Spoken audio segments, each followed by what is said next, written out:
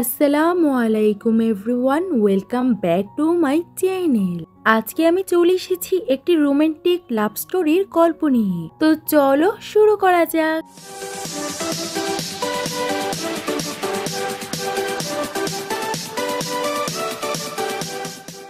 ড্রামার শোতে আমরা একটা যুদ্ধের সিন দেখতে পাই, যেখানে ইভেল পারসন তাদের সবাইকে মেরে ফেলছিল।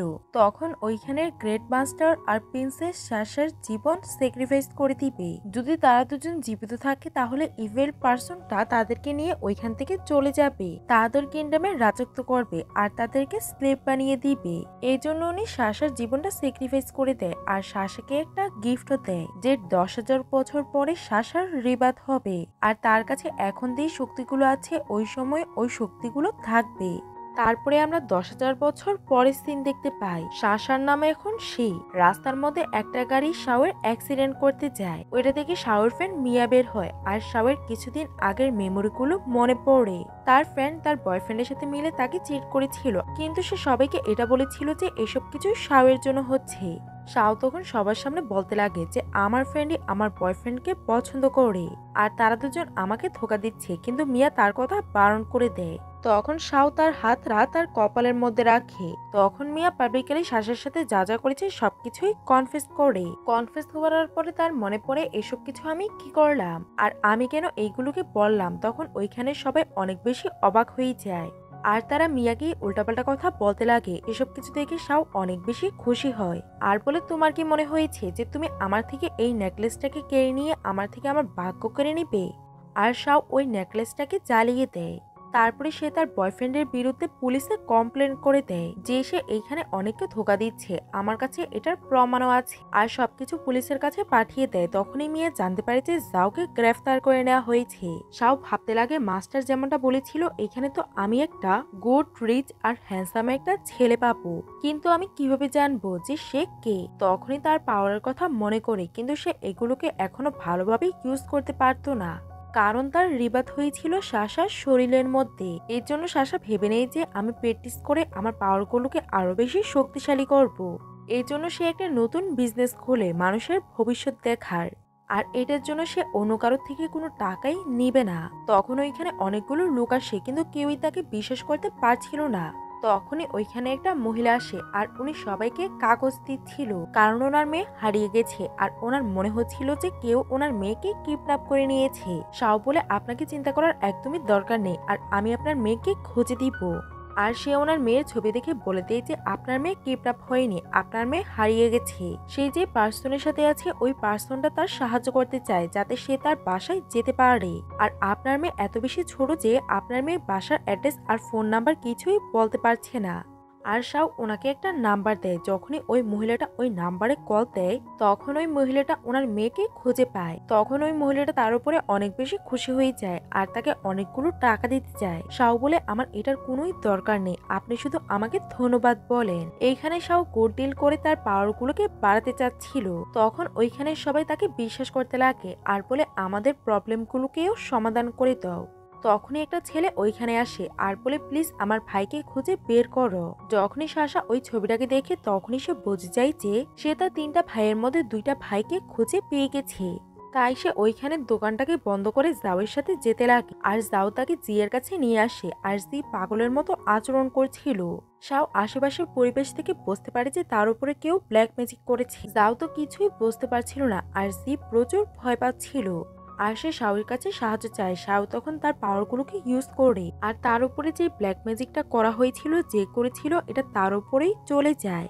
আর শাও তাদের দুজনকে টাচ করে নিজের পাওয়ার ইউজ করে যে তার উপরে এই ম্যাজিকগুলোকে করেছিল তাকে ওইখানে আনে। ওই লোকটা তো শাওয়ের পাওয়ারের ব্যাপারে কিছুই জানতো না আর শাও সে যে ব্ল্যাক ম্যাজিকগুলো করেছিল তার উপরে ওই ম্যাজিকগুলোকে দিয়ে দেয়। আর তাদের দুজনকে জিজ্ঞাসা করে, তোমরা কি চাও যে তাকে কিভাবে শাস্তি দিব আমি? তখন তারা বলে, আমরা এখানে পুলিশকে ডাকতে চাই। আর কিছুক্ষণ পরে পুলিশ এসে ওই লোকটাকে ওইখান থেকে নিয়ে যায়। শাও তাদেরকে কিছু বলতে চায়, কিন্তু ততক্ষণে সে নিজেই অজ্ঞান হয়ে যায়। পরের দিনে আমরা তাকে হসপিটালে দেখতে পাই আর তার জ্ঞান ফিরেছিল। এখন শাও একদমই ঠিক ছিল, কারণ সে তার এনার্জিগুলোকে রিস্টোর করে নিয়েছিল। আর সে তার বিয়ে ক্যান্সেল করার জন্য ওইখান থেকে চলে যায়। ডক্টর তখন তাকে চেক আপ করতে আসে আর সে এটা দেখে অনেক বেশি অবাক হয়ে যায় যে এই দরজাটা তো বাইরে দিয়ে লক ছিল, তাহলে এই রুমের পেশেন্ট কিভাবে গেছে। অন্যদিকে শাও মিস্টার লুয়ের কোম্পানির মধ্যে যায়। রিসেপশনিস্ট তাকে হঠাৎ করে দেখে অবাক হয়ে যায়। শাও বলে, আমি মিস্টার লুয়ের ফিয়ন্সে, আর এখানে আমি ওনার সাথে দেখা করার জন্য এসেছি। রিসেপশনিস্ট শিওর হওয়ার জন্য মিস্টার লুকে কল করে আর বলে, আপনার ফিয়ন্সে এইখানে এসেছে। মিস্টার লু তো এটা শুনে না বলতে চায়। তখনই তার গ্র্যান্ডবার কথা মনে পড়ে। গ্র্যান্ডপা তাকে বলেছিল যে তোমার যখন 25 বছর হয়ে যাবে তখনই একটা মেয়ে তোমাকে খুঁজতে খুঁজতে আসবে। সে বলবে যে সে তোমার ফিয়ন্সে আর সেই তোমার ফিউচার ওয়াইফ হবে। লো তখন রিসেপশনিস্টকে তাকে ওয়েট করতে বলে আর সব বসে বসে নিজেরই ফরচুন চেক করতে লাগে, যেখানে সে আজকে এই বিয়েটাকে ক্যান্সেল করার জন্য এসেছিল। কিন্তু ফরচুন তাকে বলে যে সে আজকে এই বিয়েটাকে ক্যান্সেল করবে না। এটা দেখে সব অবাক হয়ে যায় যে এমনটা কেন হচ্ছে। যখন সে লুকে ওইখানে আসতে দেখে তখন সে তাকে দেখতেই থেকে যায়, কারণ তার ভিতর থেকে একটা অরা বের হচ্ছিল আর এটা হেভেনলি ছিল। মিলিয়নের মধ্যে একজনই এমন পাওয়ার পায়। শাও তার কাছে আসতে যায়, তখনই সে স্লিপ খেয়ে পড়ে যেতে লাগে। তখনই লু তাকে ধরে ফেলে আর সব বুঝে যায় যে লু তার জন্য একদমই পারফেক্ট পারসন। লু বলে, আমি জানতাম না যে আমার ফিয়ন্সে এত ছোট আর কিউট হবে। যখনই সে তার হাতের মধ্যে বিট দেখে তখনই সে বলে দেয় যে আমি এই বিয়েটাকে করতে পারবো না, কারণ তুমি ভাগ্য গণনা টননাকে বিশ্বাস করো আর আমি এগুলোকে বিশ্বাস করি না। আর আমি এটাও চাই না যে আমার ফিউচার ওয়াইফ এগুলোর সাথে জড়িত থাকো। শাও তখন ওইগুলোকে ফেলে দেয় আর বলে, তুমি যেমনটা ভাবছো এমনটা একদমই না, আর এইগুলোকে আমি আমার সঙ্গে নিয়ে ঘুরি, আমি এগুলোকে ইউজ করি না। শাও তখন তার থেকে কিছু জিজ্ঞাসা করতে লাগে, কিন্তু লু তাকে কিছুই বলছিল না। শাও তখন ইমোশনাল নাটক শুরু করে দেয় যে আমি মা বাবা ছাড়া বড় হয়েছি, আমার মনে হচ্ছে যে তুমি এই বিয়েটাকে ক্যান্সেল করে দিবে। লু ভাবে, আমি তো এই মেয়ের মধ্যে কোনো খারাপই দেখতে পাচ্ছি না, সে আমার কথাগুলোকে শুনছে। আর গ্র্যান্ডপা বলেছে যে সে আমার ফিয়ন্সে আর আমার ফিউচার ওয়াইফ, এটার পিছনে কোনো না কোনো কারণ থাকবে, তাই আমাকে তাকে অ্যাকসেপ্ট করতেই হবে। আর সে শাওকে অ্যাকসেপ্ট করে নেয় আর ওই বিটগুলোকেও তাকে দিয়ে দেয় যে তুমি এগুলোকে রাখতে পারো, আমার এটাতে কোনো সমস্যা নেই। তখনই ওইখানে জি এসে পড়ে। জিকে দেখে শাও অবাক হয়ে যায়। তখনই সে জানতে পারে যে সে তার ভাই না, লুয়ের ভাই। আর সে তাড়াতাড়ি করে জিয়ার পাশে যায় আর বলে, আমি আর জি তো কালকে রাত্রেই দেখা করে ফেলেছি আর আমরা অনেকগুলো গেমও খেলেছি আর তার ফ্রেন্ডও ছিল আর আমরা একসঙ্গে অনেক বেশি মজা করেছি। যেভাবে গেম, সে তো কালকে ইভেল পাওয়ারের সাথে ফাইট করেছিল। তখনই শাও তাকে চিমটি কাটে আর তাকে ইশারা দিয়ে চুপ থাকতে বলে আর বলে, আমি তোমার ভাইয়ের ফিয়ন্সে, আমি যেমনটা বলছি তুমি এমনটাই করো। যেভাবে আমি জানতাম না যে সে আমার সিস্টার ইনল হবে। আর শাও যেমনটা বলে সেও তার কথাতে হ্যাঁ বলতে লাগে। লু বলে, আমি শুনেছি যে তুমি ফাইনাল ইয়ারে আছো, তুমি কোন কলেজে পড়ো? শাও ওই ইউনিভার্সিটিতেই ছিল যেখানে জিও পড়ালেখা করত। ওই ইউনিভার্সিটিতে পড়া অনেক বেশি কষ্টসাধ্য ছিল, কিন্তু জি ওই ইউনিভার্সিটিতে পড়তে পারতো কারণ তার ফ্যামিলি এই ইউনিভার্সিটিগুলো হ্যান্ডেল করতো।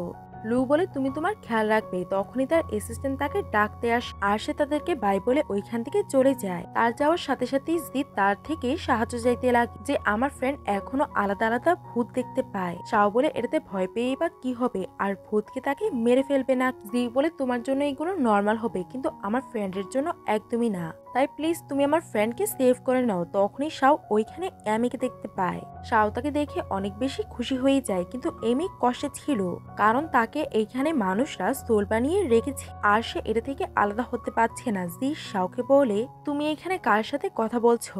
এনি এখানে সোল ছিল, তাই সে তাকে দেখতে পারছে না। শাও ভাবে, আমি যদি এনিকে মুক্ত দিতে চাই তাহলে আমাকে অনেকগুলো পাওয়ার পেতে হবে, আর এখন তাকে ভালো কাজ করে পয়েন্টগুলোকে বাড়াতে হবে। এখন আমাকে আবারও স্টলটাকে সেট আপ করতে হবে। জি তখন তাকে একটা আইডিয়া দেয় যে তুমি যদি স্টল সেট আপ করো তাহলে বেশি মানুষ তোমাকে চিনতে পারবে না, কিন্তু ওই জিনিসটাই তুমি যদি লাইভে বলো তাহলে মিলিয়ন লোক তোমাকে দেখতে পারবে। শাও তো এইগুলো কিছু বুঝতে পারছিল না। তখনই জি তার একটা ভিডিও তাকে দেখায় যেখানে সবাই তাকে মিস্টিরিয়াস ওমেন নামেই চিনতো। শাও বলে, আইডিয়া অনেক বেশি ভালো, তোমার ভাই যদি এই ব্যাপারে জেনে যায় তাহলে কি হবে? জি বলে, এটা নিয়ে তোমাকে একদমই চিন্তা করার দরকার নেই, আর আমি আমার ভাইকে সামলে নিব, আর তুমি শুধু তোমার কাজকে আবারও শুরু করে দাও। তখনই সে মিস্টার লুকে আসতে দেখে আর সে এমিকে বলে, তুমি একদমই চিন্তা করবে না, আমি তোমার সমস্যাটাকে সমাধান করব, কিন্তু এখন তোমাকে এইখান থেকে যেতে হবে। এমি ওইখান থেকে চলে যায় আর শাও লুয়ের কাছে যায় আর লু শাওকে নিয়ে বাসার মধ্যে আসে। শাও দেখতে পায় যে এখানে অনেকগুলো মেড কাজ করে আর লু তাকে তার রুমে নিয়ে যায়। শাও বলে এটা আমার রুম, তাহলে তোমার রুম কোথায়? লু বলে আমার রুম অন্যটা, তোমার যদি আমার প্রয়োজন হয় তাহলে তুমি আমাকে কল করতে পারো বা আমার রুমেও যেতে পারো। যদি আমি বাসায় না থাকি তাহলে তুমি স্টাফের সাহায্য নিতে পারো। শাও বলে এমনটা কেন, আমরা কি সেম রুমের মধ্যে ঘুমাতে পারবো না? লু তখন তাকে বারণ করে দেয়। শাও বলে আমি যদি তার সাথে না থাকি তাহলে আমি আমার পাওয়ারগুলোকে রিচার্জ কিভাবে করব? তখন শাও ইনোসেন্ট হয়ে তাকে এই ব্যাপারটার জন্য রাজি করতে লাগে। লু বলে তুমি প্রথমে গ্রাজুয়েট হয়ে নাও, তারপরে আমরা দুজন বিয়ে করে নিব। শাও তখন কাউন্ট করতে লাগে আর বলে 3 বছর আমাকে তোমার থেকে আলাদা থাকতে হবে। তখন স্টাফরা তাদের কথাগুলোকে শুনে হাসতে লাগে। পরের দিন সকালে তারা তিনজন বসে ব্রেকফাস্ট করছিল। তখন জি আর শাও শুধু মিস্টার লুকেই দেখছিল যে সে কখন বাসা থেকে চলে যাবে। লু বলে আমি এখন অফিসে যাব আর তোমরা দুজন একসাথে অনেক ভালোভাবে থাকবে। তখন তারা দুজন একসাথে এক্সাইটেড হয়ে হ্যাঁ বলে, কারণ তারা অনেকক্ষণ যাবতই লুয়ের যাওয়ার জন্য ওয়েট করছিল যাতে তারা তাদের মিশনটাকে শুরু করতে পারে। শাও তাড়াতাড়ি করে তার ব্যাগ নিয়ে এসে তাকে গুড বাই বলে ওইখান থেকে পাঠিয়ে দেয়। তারপরে তারা তাদের সেটআপটাকে তৈরি করে। একটু পরে শাও তার লাইভ ব্রডকাস্ট শুরু করে। শাও বলে আপনারা শুধু কমেন্টে না লাইভ চ্যাটে অ্যাড হয়েও আপনাদের সমস্যাগুলো আমাকে বলতে পারেন। তখনই একটা ছেলে এসে পড়ে আর বলে সরি, আমি ভুলবশত প্রেস করে ফেলেছি আর আমার কোনোই সমস্যা নেই। শাও বলে কোনো জিনিসই ভুলবশত হয় না, আমি তোমাকে এখানে চুজ করেছি আর তুমি আজকে তোমার ফ্রেন্ডদের সাথে পাহাড়ে যাবে। আর এই জিনিসটা তোমাদের জন্য অনেক বেশি ডেঞ্জারাস, কারণ তোমরা একবার গেলে আর ফিরে আসবে না। হান বলে একদমই না, আমরা খুশি আছি আর ওইখানে যাওয়া আমাদের একটা ড্রিম, এটাকে আমরা পূরণ করতে চাই। আর সে ওইখান থেকে বের হয়ে যায়। তখন শাও ওইখান থেকে অদৃশ্য হয়ে যায় আর জি শাওকে না দেখে ভয় পেয়ে যায় যে সে কোথায় চলে গেছে। শাও ওই ছেলেটার কাছে গিয়েছিল আর গিয়ে তাকে কিছু ম্যাজিক্যাল পেপার দেয় যাতে এই পেপারগুলো তার সব বন্ধুদের কাছে থাকে আর তারা সেফ থাকে। হানও অনেক বেশি কনফিউজ ছিল যে এই কাগজগুলোই বা কি করতে পারবে। যখনই শাও বাসার মধ্যে আসে তখনই সে লু আর তার ভাইয়ের আওয়াজ শুনতে পায়। সে বুঝে যায় যে লু এই রুমের মধ্যে আসছে আর তার ভাই তাকে থামানোর চেষ্টা করছিল যে শাও এখন পড়ালেখা করছে আর আমাদেরকে তাকে ডিস্টার্ব করা একদমই উচিত হবে না। লু বলে আমি এখানে ইম্পর্টেন্ট ডকুমেন্ট নেওয়ার জন্য এসেছি, তুমি আমার রাস্তা থেকে সরো। অন্যদিকে শাও তাড়াতাড়ি করে ওই জিনিসগুলোকে লুকিয়ে ফেলে আর লু এসে তাকে পড়তে দেখে আর অনেক বেশি খুশি হয়ে যায়। শাও তার সামনে আসে আর তার চেহারাটা অন্যদিকে ঘুরিয়ে ফেলে, কারণ সে ওইখানে ওইসব জিনিসগুলোকে রেখেছিল। আর সে জিকে ইশারা করে, জি বলে তুমি এত বেশি পড়ালেখা করছো, আমি তোমাকে দেখে মোটিভেট হয়ে গেছি, আজকে থেকে আমিও পড়ালেখা করব আর তুমি আমার ভাইয়ের সাথে এখান থেকে চলে যাও। লু বলে সমস্যা নেই, তোমরা দুজনই পড়ালেখা করো আর আমি তো এইখানে আমার ডকুমেন্ট নেওয়ার জন্য এসেছি। আর লু তার ডকুমেন্ট নিয়ে ওইখান থেকে চলে যায়। তখন তারা দুজন শান্ত হয়। লু বলে আমাদেরকে বাসার মধ্যে কাজ করা একদমই উচিত হবে না, কারণ ভাই যে কোনো সময় এইখানে চলে আস। শাও বলে এই জন্যই আমাদেরকে অন্য একটা জায়গা খুঁজতে হবে। জি বলে আমার কাছে একটা জায়গা আছে, এটা আমার ফ্রেন্ডের ওই বাসাটা। শাও তো ওইখানে যেতে চাচ্ছিল না, কিন্তু তার কাছেও আর কোনো অপশন নেই, এই জন্য তাদেরকে ওইখানে যেতেই হবে। অন্যদিকে তার ফ্রেন্ড পাগলের মতো দৌড়াদৌড়ি করছিল আর সে শাওকে দেখে জিজ্ঞাসা করে আমি আর কতদিন এমন থাকবো।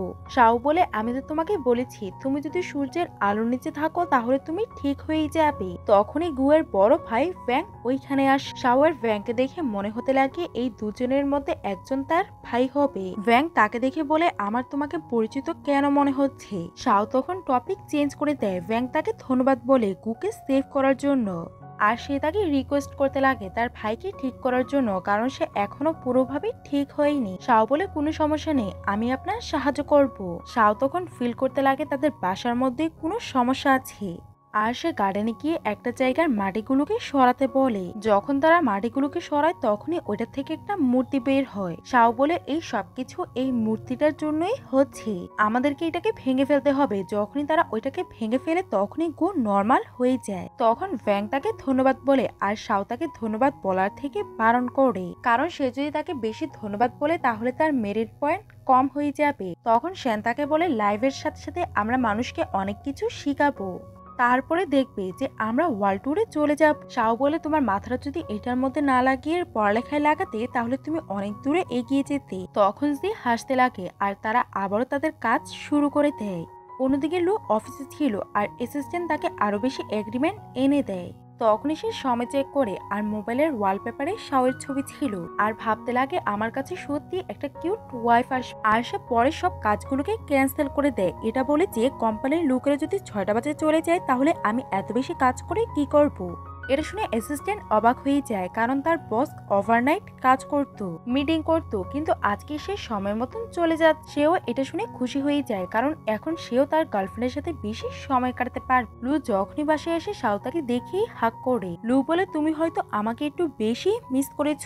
শাও বলে, হ্যাঁ, আমি সারাদিন শুধু তোমার কথাই ভেবেছি। এই কথাগুলোকে শুনে ভাবতে লাগে এই মেয়েটা তো একদমই বোর হয়নি, সারাদিন শুধু কাজই করছিল আর একবারও আমার ভাইয়ের নাম নেয়নি। অন্যদিকে শাও যখন তার বাসায় ছিল তখনই ওই ছেলেটা তার বাসায় আসে আর বলে, প্লিজ আমার গার্লফ্রেন্ডকে সেভ করে নাও, কারণ আমার গার্লফ্রেন্ডকে প্রসেস করে নেওয়া হয়েছে। পরের সিনে তারা ওই মেয়েটার কাছে যায়। শাও তাকে দেখে বলে, তাকে কেউই প্রসেস করেনি, তাকে ড্রাগ দেওয়া হয়েছে। তখনই এখানে গ্রামের লোকেরা আসে আর ওই মেয়েটার সিস্টার আসে আর বলে, তোমার কি হয়েছে? তুমি তো সবসময় তোমার হাজবেন্ডের সাথে থাকতে চাইতে, আর তুমি এই সিটির ছেলের সাথে কি করছো?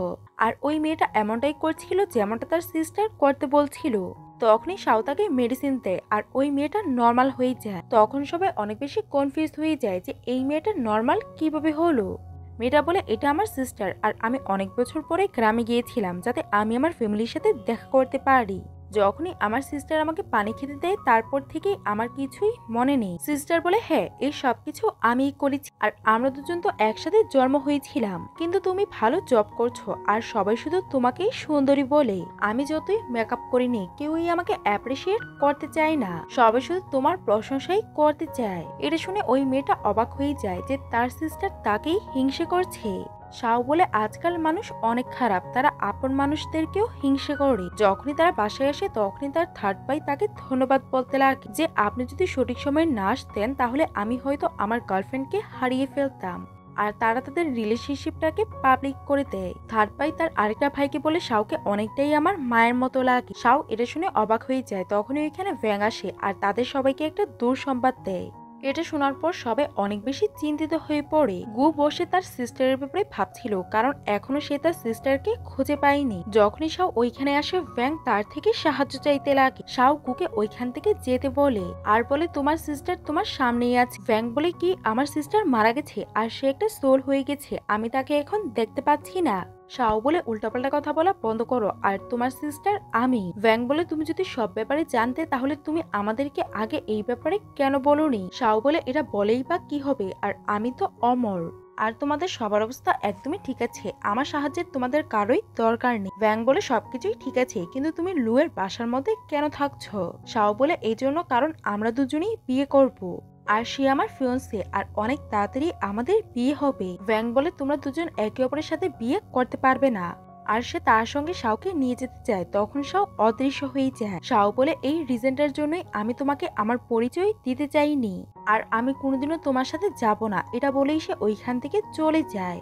পরের দিন লু শাওকে ইউনিভার্সিটিতে নিয়ে যেতে লাগে। তখনই ওইখানে ভ্যান আসে আর বলে, আমিও ওইখানেই যাচ্ছি, তাই আমি ভেবেছি তোমাদের দুজনকে ওইখানে ছেড়ে দেই। লু তো কিছুই বুঝতে পারছিল না যে ভ্যাঙ্কের কি হয়ে গেছে। সে তো কোনোদিনও আমার সাথে কথা বলতো না আর আমাকে হেট করতো, আর এখন সে আমাকে রাইট দিতে চায়। ভ্যাঙ্ক বলে, তোমরা বেশি না ভেবে আমার সাথে চলো, আমার কাছে অনেকগুলো কাজ আছে। শাও ভাবে আমি যদি তার সাথে না যাই তাহলে সে লুকে বলে দিবে যে আমি তার সিস্টার, এই জন্য সে তার সাথে চলে যায়। যখনই তারা ইউনিভার্সিটিতে যায় লু শাওয়ের অনেকগুলো ছবি তুলতে লাগে। তখন ভ্যাং লুকে সাইড করে দেয় আর সে ডিএসএলআর নিয়ে এসেছিল যাতে সে তার সিস্টারের ছবি তুলতে পারে। পরের দিনে তারা কনভিনিয়েন্স স্টোরে যায় কিছু জিনিসপত্র কেনার জন্য। শাওয়ের যে জিনিসগুলো পছন্দ হয় ওইগুলো লু না ভ্যাং তার জন্য ওইগুলোকে কিনে দেয়।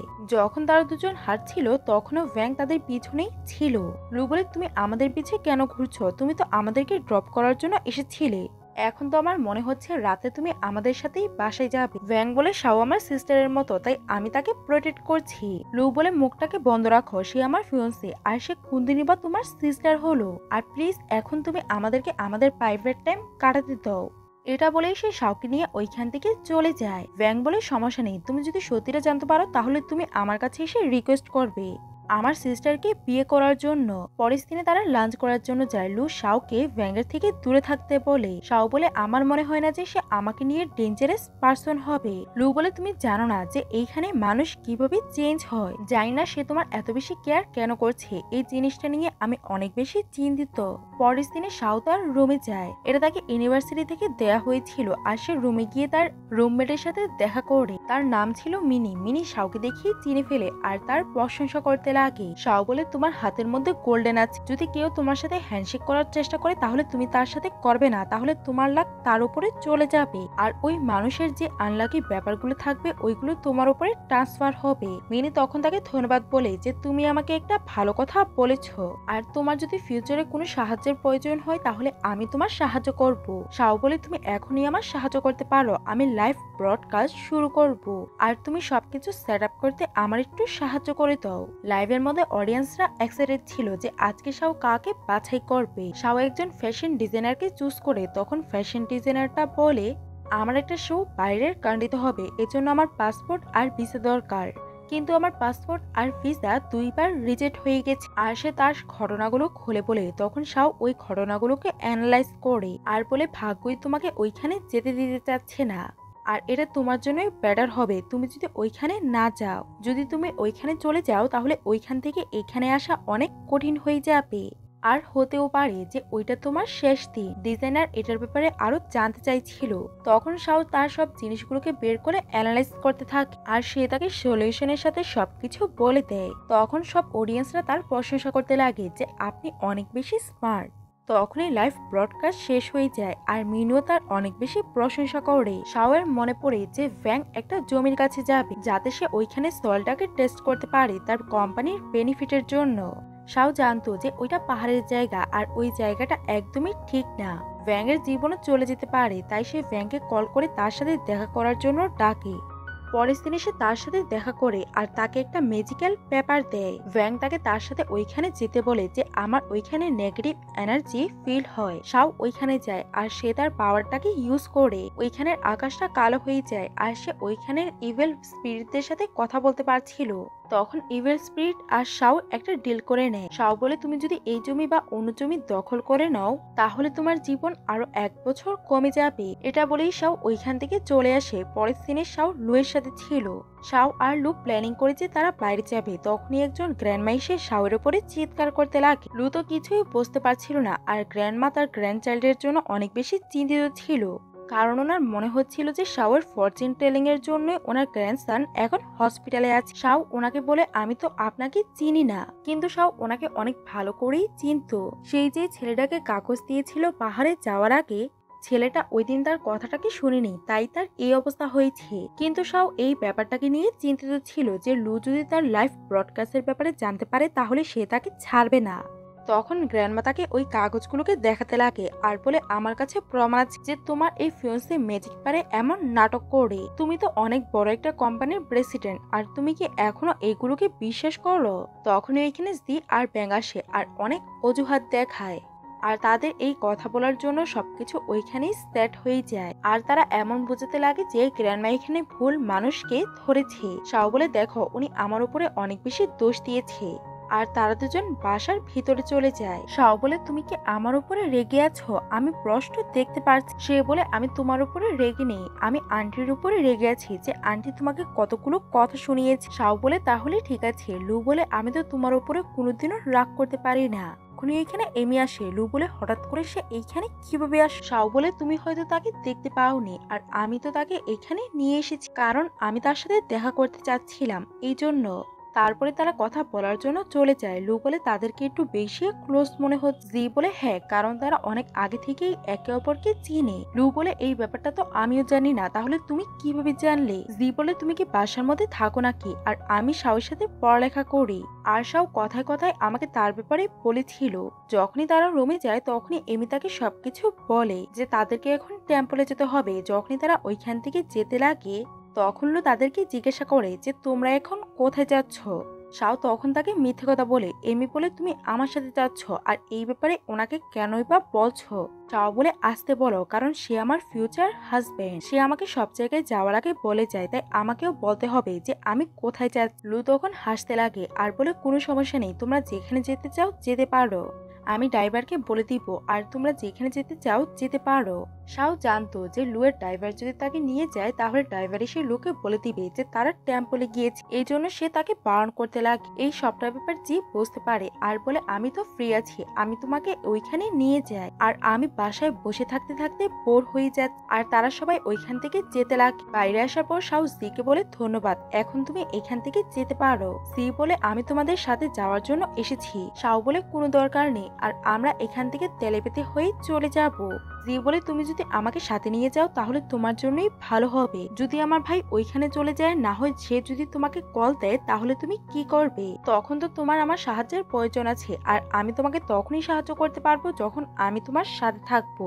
শাও বলে ঠিক আছে, আর সে এমির আর জিয়ের হাত ধরে। জি তখন ভয় পেতে লাগে আর চিৎকার করছিল। লু তার আওয়াজ শুনতে পায় আর ভাবে সে চিৎকার কেন করছে। যখনই তারা দুজন ওইখানে চলে যায় তখন এমি তার পাওয়ার দিয়ে ওই ইভিল পার্সনের সাথে ফাইট করতে লাগে, কিন্তু ওই স্পিরিটটা অনেক বেশি স্ট্রং ছিল আর এমি তাকে ফাইট ব্যাক করতে পারছিল না। তখন ওই স্পিরিটটা সামনে আসে আর ওইটা ওই ভন্ডটাই ছিল যে ঘুকে ক্যাপচার করে রেখেছিল। শাও বলে এত বেশি ওয়ার্নিং দেওয়ার পরও তুমি এখনো ঠিক হওনি, তুমি তো অনেক ভালো করেই জানো যে তুমি আমার কিছুই করতে পারবে না। ভন্ড বাবা বলে তোমার কেন মনে হয় যে আমি তোমার কিছুই করতে পারবো না? আর আমার কাছে আগের পাওয়ার নেই, আমি তো এখন আরো বেশি শক্তিশালী হয়ে গেছি, আর এইবার তুমি আমার কিছুই করতে পারবে না। শাও বুঝে যায় যে সে যে পাওয়ার গুলোকে ইউজ করছে এখানে কেউ তাকে এটাকে শিখিয়ে দিয়েছে।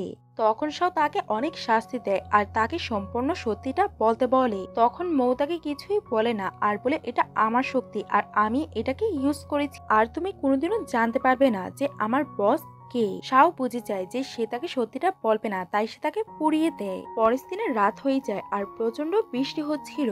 তখন লুয়ের মনে পড়ে যে তারা তো কোনো ছাতা নিয়ে যায়নি, আর সে ছাতা নিয়ে যেতে লাগে। তখনই তারা ওইখানে আসে। লু বলে বাইরে প্রচুর বিদ্যুৎ চমকাচ্ছে। শাও তখন তাকে হাক করে বলে আমার অনেক বেশি ভয় লাগছে। যেভাবে সে বিদ্যুৎকে ভয় পাচ্ছে, আর সে তো একজনকে বিদ্যুৎ দিয়ে জ্বালিয়ে দিয়েছে। লু বলে তুমি আমাদেরকে দেখে কেন হাসছো, গিয়ে কাজগুলোকে করো।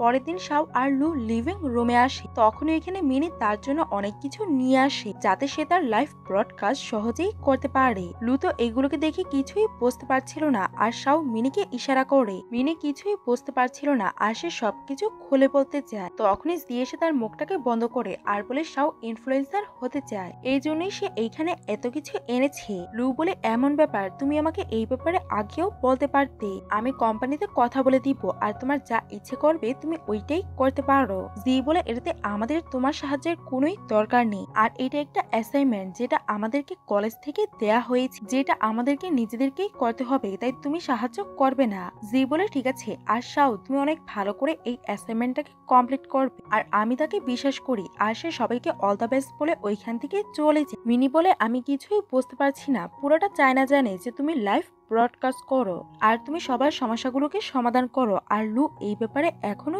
জানে না। তখন জি আর শাও একে অপরকে দেখে হাসে। ব্যাং শাওকে নিয়ে বাসায় আসে। তখনই আমরা তার অ্যাডপ্টেড সিস্টারকে দেখতে পাই, আর তার নাম ছিল ডেজি। ব্যাং ডেজিকে বলে আমরা আমাদের রিয়েল সিস্টারকে খুঁজে পেয়েছি, যাকে আমরা এতদিন যাবৎ খুঁজছিলাম। তখন ডেজি ভাবে যে কেউ তার সিস্টার, কেউ বলে না আমি তোমার সিস্টার না, আমার তো নিজের মা বাবা আর ভাইও আছে, আর তোমার সিস্টার আমি না শাও। আর ভাই তাকে বলে দেয় যে শাও আমাদের রিয়েল সিস্টার।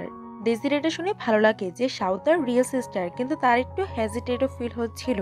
শাও তার থেকে ক্ষমা চায় যে আমাকে ক্ষমা করে দিও যে আমি এসে তোমার ওই জায়গাটা নিয়ে নিয়েছি। ডেজি বলে সমস্যা নেই, তুমি এখন ফিরে এসেছো, তাই তুমি এই বাসার মেয়ে হয়ে থাকতে পারো।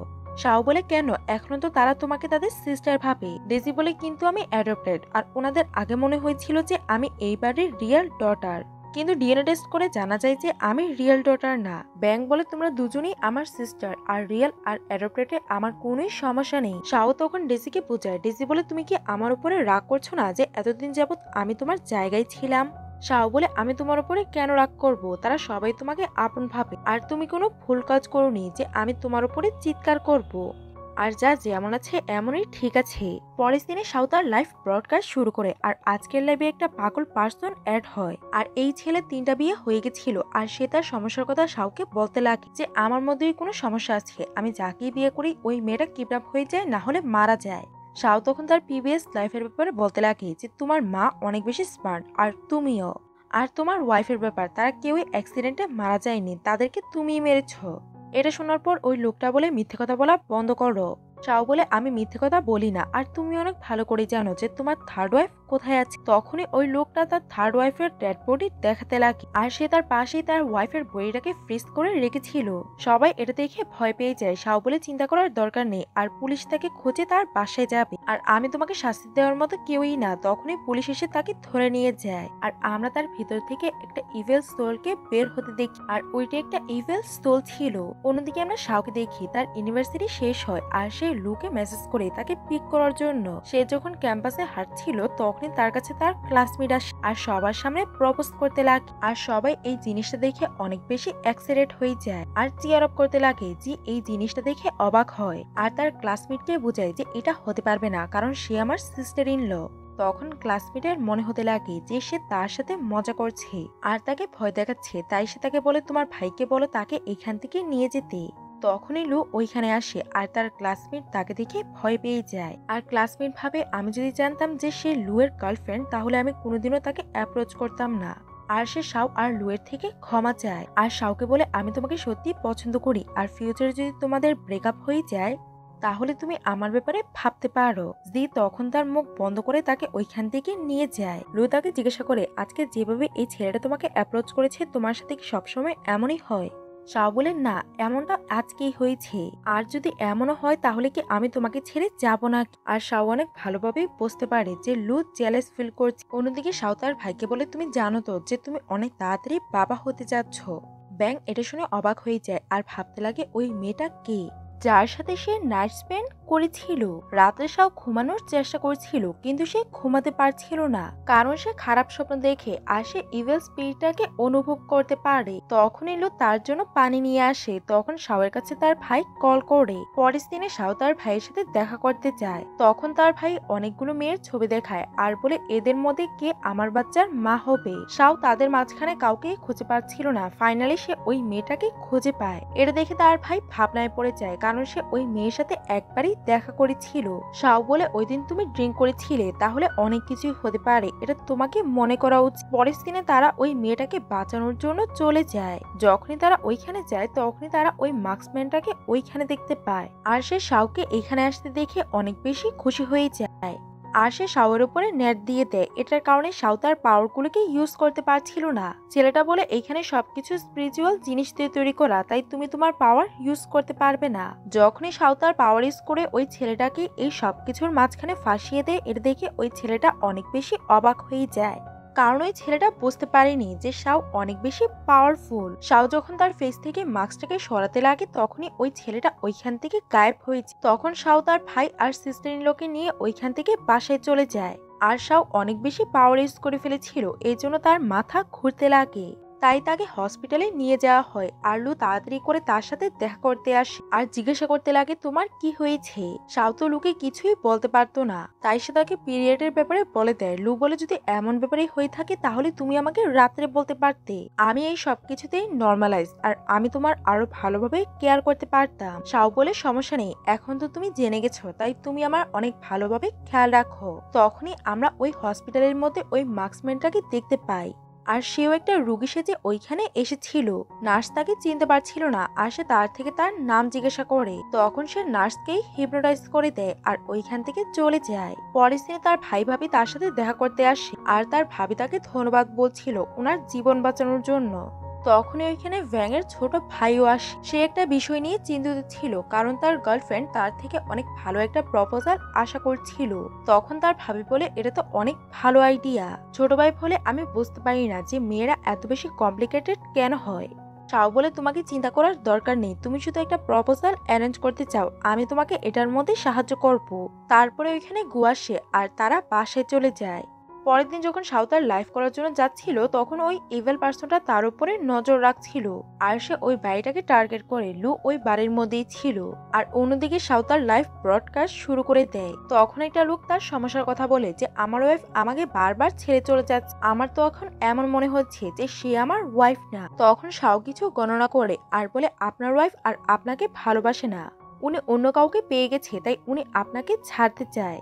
এটা শোনার পর ওই লোকটা অনেক বেশি কষ্ট পায়, কারণ সে তার ফার্স্ট লাভ ছিল আর এখন এসব কিছু হচ্ছে সে একদমই এটা আশা করেনি। অন্যদিকে আমরা লোকে দেখতে পাই তার অ্যাসিস্ট্যান্ট শাওয়ের লাইভ ব্রডকাস্টটা তাকে পাঠায়। সে তো এটা দেখে অবাক হয়ে যায়। তখনই ওইখানে শাও আসে, কিন্তু সে তাকে কিছুই বলে না।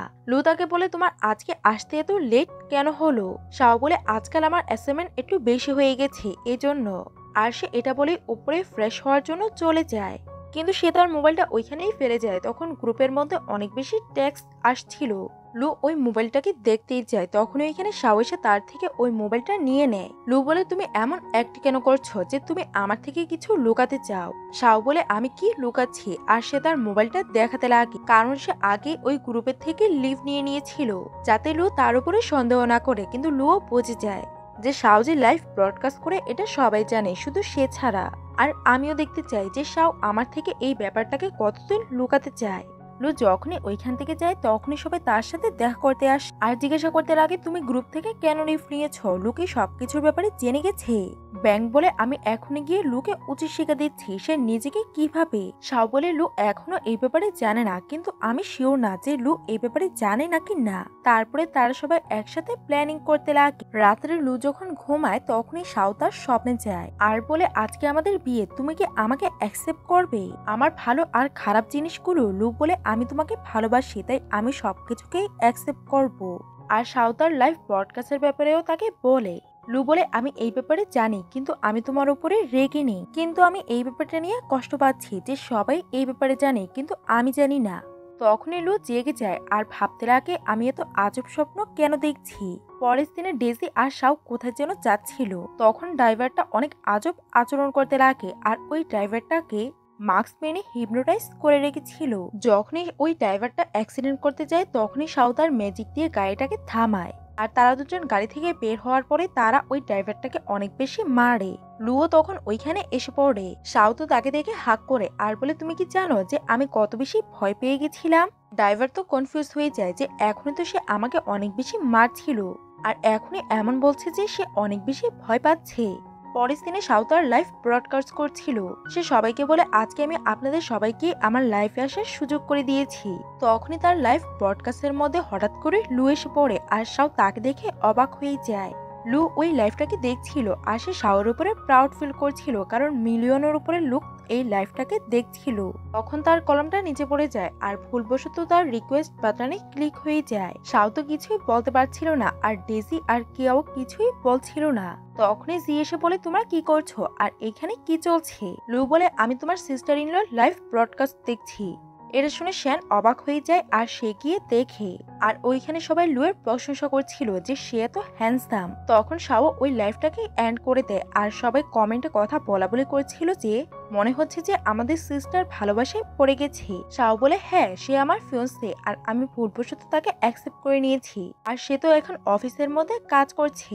আর সে লাইভ ব্রডকাস্টটাকে শেষ করে দেয়। ওইখানে সবাই অনেক বেশি ভয় পেয়েছিল যে লু এখন তাদের সাথে কি করবে। লু যখনই বাসায় আসে সে খাবার খাওয়ার জন্য বসে যায় আর শাও তার সামনে গিয়ে বসে। সবাই তখন লুকিয়ে তাদেরকে দেখছিল। শাও তাকে বলে তুমি কি আমার উপরে রাগ করোনি যে আমি তোমার থেকে এত বড় একটা জিনিস লুকিয়েছি? লু বলে আমার তোমার উপরে না নিজের উপরে রাগ হচ্ছে যে আমি তোমাকে এমন কি বলেছি যে তুমি আমার থেকে এই বিষয়টাকে লুকিয়ে গেছো। তখনই শাও তার কাছে যায় আর বলে তুমি আমাকে প্রথমবার দেখাতেই বলেছিলে যে তুমি এসব জিনিসকে বিশ্বাস করো না, তাই আমি ভেবে নিয়েছিলাম যে আমি এইগুলোকে করব না, কিন্তু এগুলোকে না করলে আমি এইখানে সার্ভাইভ করতে পারবো না আর আমাকে ভালো পয়েন্ট জোগাড় করতে হবে যাতে আমি মানুষ হতে পারি।